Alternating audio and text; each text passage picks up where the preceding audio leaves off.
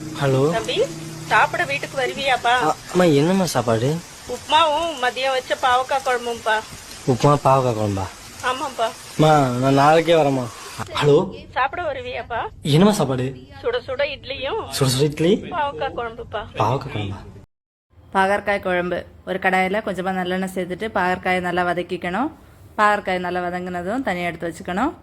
அடுத்த ஒரு கடாயில் கொஞ்சமாக நல்லெண்ணெய், கடுகு, உளுந்தம்பருப்பு, வெந்தயம், சீரகம், சோம்பு, கறிவேப்பிலை, வற்றல் மிளகு இவ்வளவு போட்டு தாளிச்சிட்டு இது கூட சின்ன வெங்காயம், பூண்டு, பச்சை மிளகாய் சேர்த்து நல்லா வதக்கிக்கலாம். வெங்காயம் எல்லாமே நல்லா வதங்கி வரணும். நல்லா வதங்கினதுக்கப்புறமா இது கூட தக்காளி பேஸ்ட் சேர்த்துக்கலாம்.